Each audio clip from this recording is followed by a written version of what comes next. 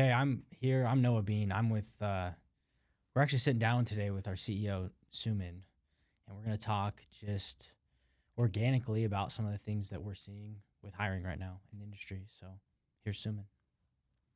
Hi, guys. My name is Suman Cherry. I'm the founder of Cherry Talent Group, and we are excited to talk about all things hiring. Yeah. So, So I guess we've kind of talked about what we want to talk about on this, and I think it's just more just to get into everything. Like I know this week we've talked about how frustrating clients have been with some of the things they do when they're trying to hire and that make the process harder than it really should be. So I know we've also talked about sharing your story. Kind of, I don't know. I guess I'll let you kind of take it from there. Like what, what do you want to share? I mean, I think one of the topics that we talk about so much is I think a lot of times with hiring, it's so frustrating because everyone says, you're supposed to hire slow and fire fast, right?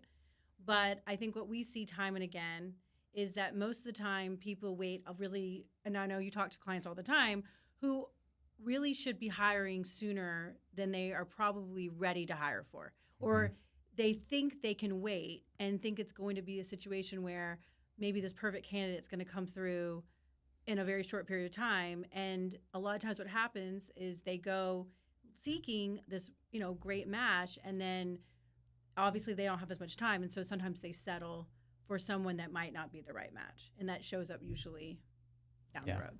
I feel like that's something. I feel like every time we're talking with a client, they're always like, yeah, we need this person, we need to hire, and then it's like 2, 3, 4 weeks goes by, they're busy, and then finally they come back and say, hey, we still need this person, we're ready to get started, and we need them in 5 weeks or whatever it is, and our timeline just got cut in half. Yeah. And that's where what you're talking about, where they're hiring out of desperation.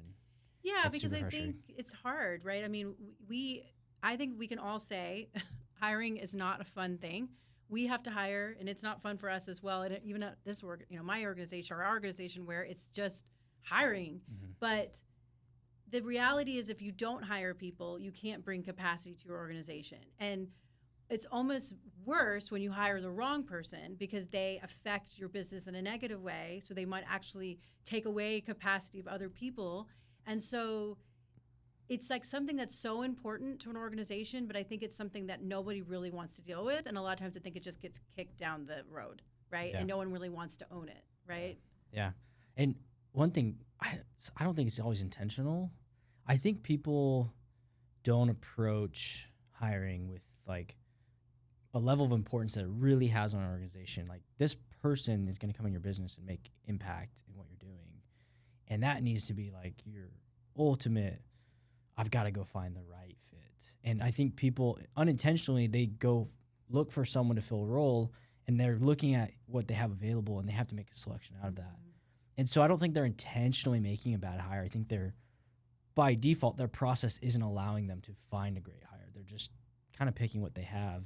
Yeah. And this is where when we talk to a client, one of the things we emphasize is, when you're posting a job or trying to capture talent within your network, there's a small subset of people you're allowing yourself to go capture. And when you start using recruiting or a system or process that opens you up to people that aren't on job boards or people that aren't in your network, all of a sudden you have even more reach, even more talent to go access. And it's funny because clients will be like so shocked, like, how did you find this guy? And they're telling our recruiters, like, where did this guy come from? And it's like, it's not that we did anything crazy. We just opened it up from your little small subset of whoever was applying, whoever saw the job, whoever's in your network.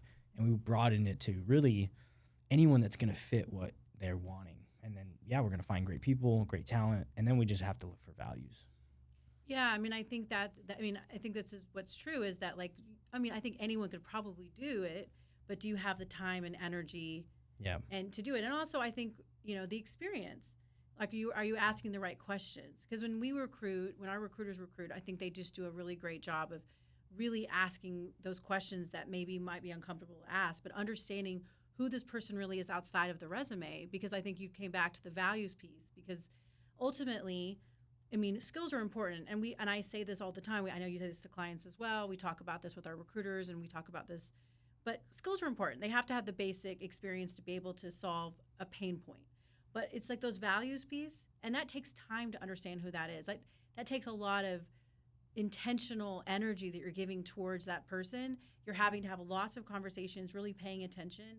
And a lot of times I think our clients are just busy. I mean, they're doing a lot. This is a secondary thing that they're doing when it actually is a priority thing. They just don't have the time to give it that priority. Yeah. Do you think they maybe feel comfortable finding someone in their network because there's familiarity? Yeah, I mean, I think it's a normal human thing that we sort of ideally like to pick people that make sense to us because they are in our network. Someone knows this person. They have some type of reputation or something, or like they know them in some similarities of background and experience. But I think that limits you because sometimes I think organizations need to bring in different types of people than what you actually have in your organization. And I think when you use, whether you work with us, whether you hire someone, internally in your company, a recruiter, or another type of recruiting, I think it gives you the option of looking at not things, people who are different than what you even have in your organization. Because I know that we've seen this a lot with companies where we brought in someone who actually took that client to the next level because that person had the ability. I know with estimators specifically, a lot of times we've had clients who that estimator had estimated even bigger jobs than the client had even done. And so that gave them the capacity to be able to estimate bigger roles. And that's actually, we've had clients where that's really changed their business, bringing that different type of person in. Yeah. Actually, that's really, I think we should talk about that, is even that mindset that it takes to kind of expand your view outside of your own realm and your influence, your network, and be like, maybe this is the best I could find with my own avenue, and I'm going to hire that. And it's going to be great. It's going to plug a need. But instead thinking, what is the level I'm trying to grow to, and where do I actually want to get, and who can get me there? And if they're not in this circle, if they're not being referred to me, if they're not coming through organically, how do I go capture that? I think that's like, what do you think about the mindset clients need to have when they're, or just anyone needs to have when they're approaching hiring? I mean, I think we talk about this a lot. Like, you have to really have this abundant mindset, right? I mean, there are situations where a lot of times we have clients that reach out to us because they've had someone that has been in their organization for a long time. They felt very loyal to this person. This person has left. And with that came a lot of knowledge. Maybe things weren't organized. The person who was doing 3 different jobs. And so they'll say, well, I want someone just like that. Yeah. And you'll say, but that person doesn't exist in the marketplace. And I think so, but what if it could find something even better? Not better in the sense like that person, the next candidate's better, but the capacity of what they can do is better. They have different levels of experience or expertise of something that you haven't even thought of that you want to do in your organization. And so I think that you have to, as a leader, I like to see everything as a opportunity. And I think you have to be that way with hiring, because you're not going to always get it right. You could follow all the steps. You could do everything perfect. And that person just might not be the right match. They may not just decide to stay. They may not feel like you're the right match. They might come in and they just might not be what you thought it was going to be, or you just don't need them. So I think you also always have to have that mindset of like, okay, where are we going? What's the next level for us? And do the people on my team, can they support that? I think something that's also important as well, and this is probably going a little bit beyond hiring, is looking at the people on your team and making sure they're really sitting in those right seats, right? We really understand that as well. Sometimes it isn't a situation where you need to replace all the people on your team. You just need to make some changes around the leadership and some of the people in those spots. Yeah. Almost like when you're talking about that, it makes me think when you said, the candidates need to feel a match too. In a way, if you want to go capture really great talent and really experienced people, A+ players, they have to be in an environment that fits that. And, we've had a number of instances that I can think of where early in the process, it's pretty obvious, like the leader needs to grow to be able to go get that. And so sometimes the honest conversation is like, hey, what we think is actually best for your organization right now, not that they're a B player or B candidate, it's this level person, this level of experience, this type of candidate right now, this place in your business is going to be the better option. It's going to, maybe just save you on the cost side of things, but also just fit with where you guys are at in a growth mode.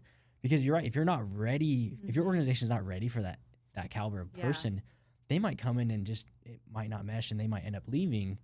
And even as a leader or as an owner, there's a lot of owners I think that struggle with even giving responsibility or allowing part of their business to be shared with, a high level leader Yeah. and delegating that. And not that it strips their identity, but when so much of what they've been doing in business is around, this is their business, their name usually is on the business.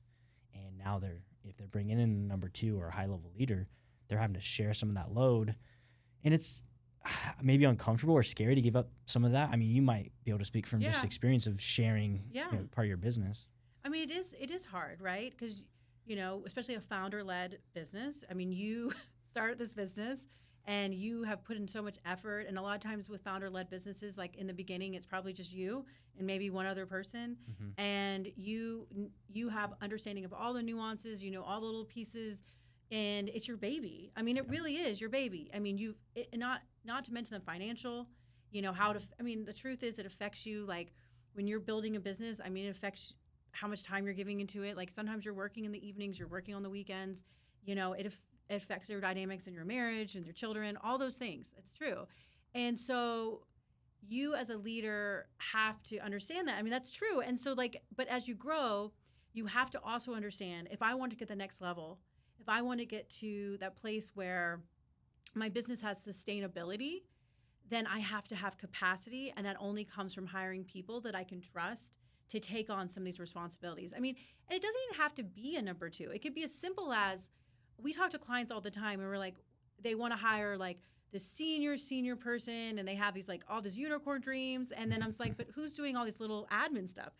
And they're doing it. And you're like, okay, sir, ma'am, you need to go and hire an office manager first that's what I'm saying. Like you can delegate those small things off your plate. I mean, that is the first place as a leader that you need to take off. You need to take off the things that are really eating up your time that are really small. And it doesn't have to be some big, senior person that has this huge salary and all these bonuses. It could just be like a very strong executive assistant office manager that can help you just get organized and take that stuff off your plate so you can really understand what that next level is for you sometimes, Yeah. And we talk about that a lot, like getting really clear on what you need. Because sometimes clients will come to these profile calls, which is how we usually start a search, with an idea of what they need, and then throughout the call, it really develops they actually need something different. And right. I think our team does a really good job of helping our clients even understand, what do you think you need versus what you actually need, right. and what are they actually solving, and what are we trying to solve for here? Because if it's, hey, we need someone to manage these people, I'm having to manage too much of it, I need someone to help manage people. Well, then it's a different conversation than someone that can actually run a project or run a facility or something. It's more, we need someone that can actually manage people. Yeah. So yeah, I think that's really important too. And I think I say this all the time to you guys. Hiring is a moving target. It's not a straight line, right? It is a moving target. I mean, it happens with us too. Like, we're going to hire for us, and then it changes. Like, we have all this this list, and we start interviewing people, and we're like, is that what is that really where our pain is? And so I think that that's a really important piece. Is you might have this idea, and I think this is really important. Like, it really comes down to what is the pain, and where's this person going to solve it now, and where are they going to solve it in 5 years? Yeah. Right. And so that's what you're looking at with this person, and this hire. And so I would say job descriptions really need to be whittled down. Yeah, I've seen some essays on there. Yes. Please, nobody's reading through that. They hit the top, middle, and bottom, and that's about all they see. And it needs to be essentials, 5 essentials. Like, those are the absolutes. They have to have these skills, hands down. Preferred, things we would prefer, and kind of really an overview of 5 things that they're highlighting in the role. Yeah. And really what you're using that is just as a way to attract people to say, oh my gosh, that's me. Yep. That's me. That's what I want to do. And so I think you have to also be really open. I think our recruiters do a really good job of this with our clients as well, and educating them on job titles. I know everyone has a specific, it needs to look like this, and then they did this, and then they did this, but it's not a perfect world, because again, it's a target, it's a moving target. So it's but is it as important the job titles they had, or what did they actually do in those roles? And I think that is really key when you're talking to people. And I think our recruiters do a really good job of educating our clients on that. And I think our clients do a really good job of interviewing based on that. Yeah. And I would imagine it's easy to get wrapped up in title and resume and experience because, a lot of times maybe they have made a hire that hasn't had those things and it hasn't worked out. Right. And so there's this fear of like, well, I want to make sure it checks these boxes. Right. But really, it just comes down to, can they do the job? Do they have the ability to do what you're asking them Right. to do? We talk about this all the time, especially in the custom building space. If someone's worked, number of years in that space and never really owned a project, never, saw a full ground up build end to end, they're not going to, even if they'd been there for years and years, they're not going to know how to execute that as well as someone that maybe has only done one or two projects, but owned the entire process, was involved in all the decisions. And that's just a different level of ability. And so that can look really different on a resume. But that's where it comes out in the interview process. Absolutely. You start to discover, what their involvement was with the project, things that happened throughout the build, what went wrong. And then you start to figure out, did they actually solve those things or was it put on someone else? Right. And I think that comes to the core values piece. And that's where that ties in, right? Because, I think this is, I've spoken so much about this. I know all the recruiters, we all talk about this, but we believe this because I think really good employees, I don't really matter what their role is, they all have very key attributes. They all tend to be people who are team players. And I think obviously have the skills you need, have a higher emotional EQ, are just easier. They can understand, they have more critical thought, they're less reactive. And I think the last one I think would surprise people is, are they motivated and hungry for your role? And I think this is where a lot of times clients miss out on opportunities or companies is they'll see a resume and they'll say, oh my gosh, this person's been there for 15 years, been doing this exact job for 15 years. Oh my God, this is perfect. But then that person comes in and they don't want to do this job anymore. They've been doing this they're ready for the next level because it's a normal human thing that we want to expand. And someone who has really strong core values, accountability, people who are really aligned with, working together as a team, not as ego focused. They want to expand. So they're looking for that next level. So when we say motivated, hungry, we're go a little bit, maybe that's the next level for them, but they have those values. They have some of the some strong skills, but I think that's a really important piece too. Yeah. I think what you said is a really good point. The motivation, hunger. Sometimes that means they don't have the experience, and we probably all heard stories about someone that has just completely changed industries, changed jobs, done. I've seen guys go from military careers into construction, and there's probably just overlap in how they operate from a values point. But it's not like they were building in the military versus what they're doing now.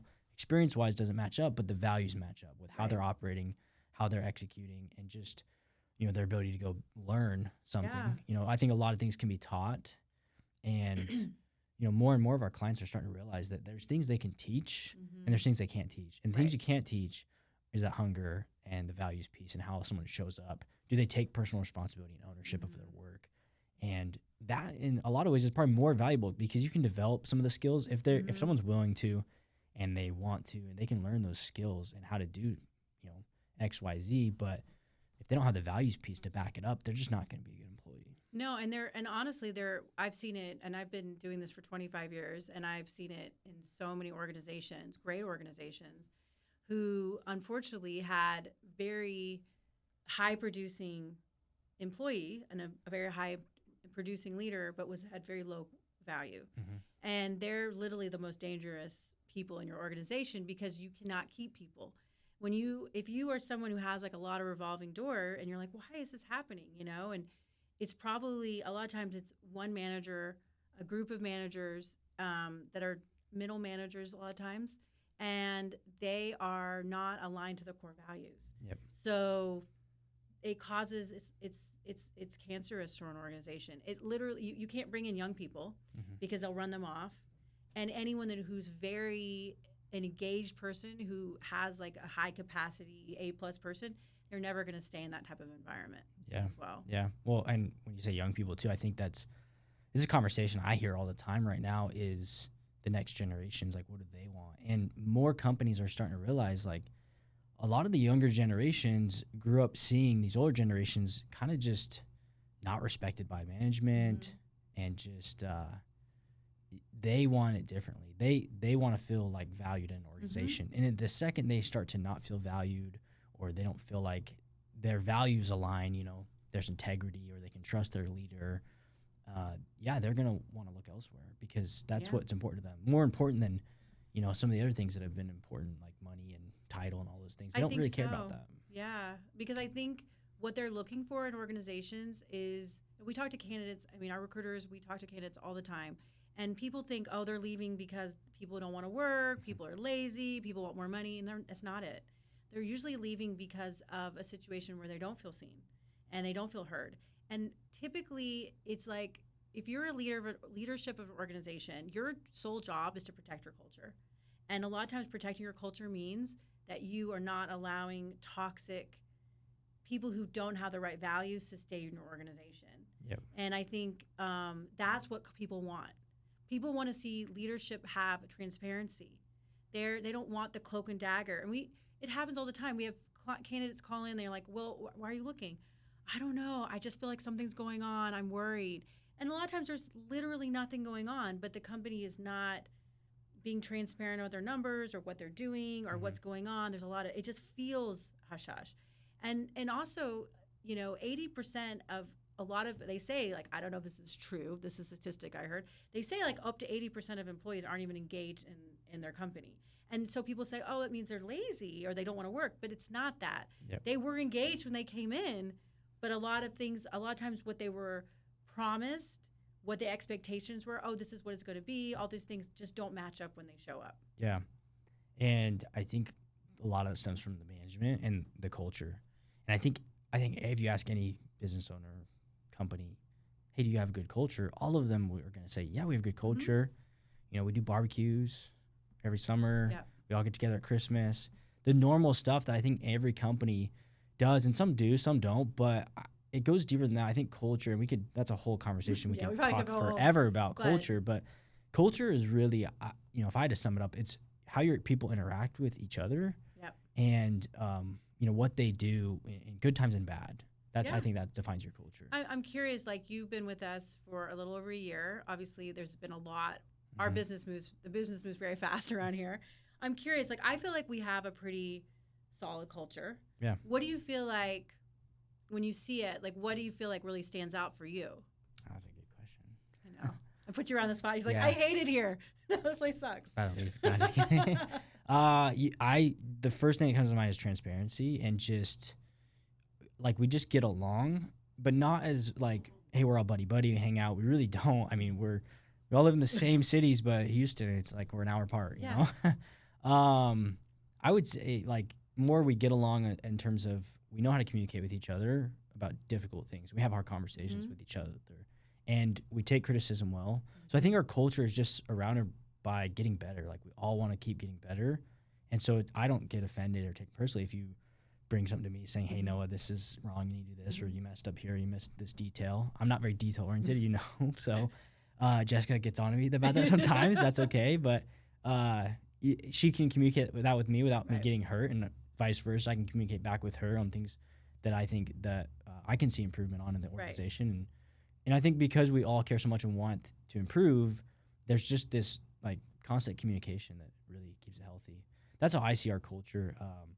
Could be better, sure. Like, I'd love to do more golfing on Fridays. And I'm just kidding. So funny. And I also think that when I look at organizations, I mean, when I set out to build this business, I really did set it out with this culture first sort of place, because for me on a personal level, I'm a lover of humans.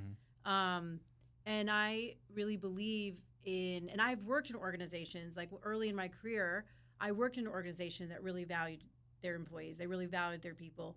And that really stuck with me. And when I look at clients that we work with, and I'm not saying all clients have the intentionality of creating a good culture. Let's just be very clear with that, because it's not intentional. It's not easy to build a very solid culture, because it just is more than memorizing your core values and the barbecues and the piece of paper on the wall. Like, all those things are wonderful, but what it really comes down to is how much you're willing to protect that core value or the culture when things happen. And it's protecting the best people in your organization, the ones that care the most or the most engaged. Are you willing to protect them? And so when I look at companies or clients I've worked with over the years who I really have felt like have a very solid culture, have intentionality. That is what it is. Mm-hmm. They make very difficult decisions. They let go of people that, on paper, like, why would you do this? They make difficult decisions. They protect their culture. They raise the standards. They raise the standards, and every time they do it, and I think coming back to that mindset you said, this comes back to the mindset, the sustainability. Like, am I building a chaotic business, a business where it's burn in, burn out, burn in, or am I building something sustainable? Mm-hmm. Am I building something that is intentional? And am I building something where I'm protecting those around me, and I have an abundant mindset that if someone doesn't work out, someone does leave, something doesn't work out, we know around the corner it's even a better opportunity on the other side of it. Yeah, yeah. And I would say that culture, within our organization really has come from you, because I think the culture you've kind of developed is there's expectations on what you're supposed to show up as. And I think the expectation for us is we're supposed to just show up as ourselves. Mm-hmm. And so our culture really emulates that. That's why I think we get along and we communicate well, is because we're just encouraged to be us, right? Yeah. And sometimes that's hard. Like I came here, and this, with the intention and desire of, like, I just want to be more authentic with me. And I think that was, as weird as that sounds, it's been harder to do because I came from trying to be something I maybe wasn't always feeling like I could be. And then it's a little contrary, I had to discover just the way I operate, the things I do and how I work. And no, it's been really cool to like have you obviously help with that, because your expectations and standards and vision for what I, just me being myself can be successful has given me belief in myself. And then I think everyone in our organization feels that. And then the moment someone, is not wanting to be themselves and not wanting to rise to their level, they almost like see their way out of our organization, because that's the standard, is you have to show up as you. And if you try not to show up as you, I mean, it's pretty, obvious when you're not being authentic. Yeah. And so, if you fight it, you can fight all you want, but eventually you might just not be here in the organization. Yeah. And I think I appreciate that. Thank you. And I mean, I'm a really real person. Like, pretty much, this is me all the time. This is like just, and so, and I think that in a people business, you really need to be a real person, because what we're doing, you're just hiring. No, we're like changing people's lives. Like, we are, new jobs are a big deal, right? We're moving people across countries. We're having them leave positions they've been at for 15 years, and we're uprooting things. We're changing things, and we're also doing that for our clients where it's a major investment as far as like bringing this person in from a cost, but even from an energy place, the training, all those things, the expectations, the dreams, all the things. So I take it really, I just think it's very important to be real. Yep. I think it's very important. I mean, you can go and talk to a transactional person any day of the street. They'll tell you what you want to hear. But like, that's just not how I run as a person. And I don't want people in my team that are that way. Now, do we do it in a respectful way? Like, yes. Be yourself, but be yourself in a way that I feel like self-awareness. Yeah. Yes. And I encourage you guys to take care of yourselves. Like, I am a firm believer in, and I know you like do breath work and meditations and those kind of things, and I do as well. Whatever works for you, but I think it's important to take care of yourself, to eat healthy, to exercise, I don't want anyone working on the weekends, and I don't bug you guys in the in the evenings. Like, you get mad if we do. Yeah. Yeah. Because I want you guys to be with your families. I want you to enjoy your life. Like, I don't want you to feel stressed out all the time, but I also want, when you're here, to show up, for our clients, because it is really emotional to hire. It is really disappointing. Like, it happens where we have like our client just loves someone, and it's like, oh my God, this person, and this is the perfect person, and it doesn't work out. And that is really uncomfortable. Or they bring this person in, and they are an A+ candidate, but it just didn't work out for some reason. And that's heartbreaking too. Yeah. So, and it's scary, right? It's scary. It's personal. Like, really it's personal. very personal. Because what if I hire the wrong person? What if they hurt my business? What if they, my financial side of my business? So we really are there for our clients, and we need to be there for them, because it is really difficult and challenging. And on the candidate side as well, we don't want to ghost candidates. Like, we don't ghost people, and when we work with clients who ghost or don't give us feedback, we don't keep working with them. Yeah.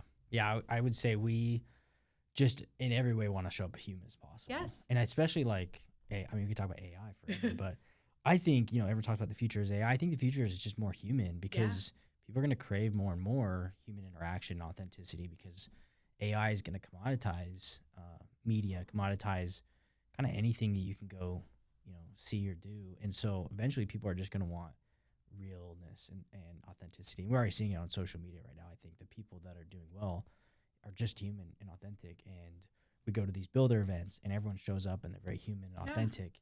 And it just makes such a good container, like the Contractor Coalition Summit was one of them. Yeah. Just a great container of people showing up as human, just to be vulnerable and real and honest about business. And with no like ego attached saying, let me show up to this event and tell everyone how great I am at business. It's, hey, let me show up to this event and talk to other builders and really try to like share what I can and hear from them. And we all grow together. And I think that's how we approach our clients is we just want to be so human and we want to help your business. Yeah. And at the end of the day, if it's not a good fit, if that's a role that we can't go fill because the salary or something's off, we're just going to be honest and tell you. And we'd rather do that than waste everyone's time. Yeah. And I think kind of going back to the coalition event, that event is so impactful, because it is such a human event. Yep. Right. And like having people show up vulnerable and talking about their mistakes and the things they did wrong and trying to help other people not make those mistakes. And also, more than anything, I think when you start a business in the beginning, you're like here, and then you see someone who might be way, and you're like, oh my gosh, I want to get there. But in order to get there, you got to go through the steps, and you got to keep going through it, up leveling, and that is like bringing in new people, bringing in new processes. Like we don't just do recruiting. We also help our clients, with the HR side, and we could talk about all that too, but another time. But it is not just about getting them right. It's also about keeping them. It's also about protecting the culture. And I think really good leaders, when I see great leaders, they don't hover over their people. They stand behind them. They believe in their people, and they stand behind them, and they support their people. Yep. That's what they do. Yeah, and they empower them. They empower them. Yeah, instead of controlling or holding them back or trying to manage and be the bottleneck, it's let me get out of the way and just let great people and let you be who you are. Yep. And you don't need to be me. Mm-hmm. I think that's a really important piece too, is like, and our organization is like this, but I've seen this in larger organizations as well, where nobody's the same. Yeah. Like they're all different. They all have different personalities, different backgrounds, different everything, different work experience, different expertise, and it works so well. Yeah. I would say it balances things even better. It's fantastic. I think we're coming up on time. So to wrap this up, what would you say, just to like business owners out there that are either in the depths of hiring or thinking about hiring or fearing hiring or maybe they're crushing hiring even? Yeah. I would say if you're going to do anything, start looking at your team and really like understand, like, what your values are, right? You know what your standards really are. And if you don't, come sit down and really think about that and really think about what you want your business to be in 5 years. Where is that next level for you? And look at the people at your team and see if they really match that standard. Yeah. And start like really paying attention of protecting your culture. That's a good spot to start. So are we out of time? I actually don't know. Oh. Oh, thank you.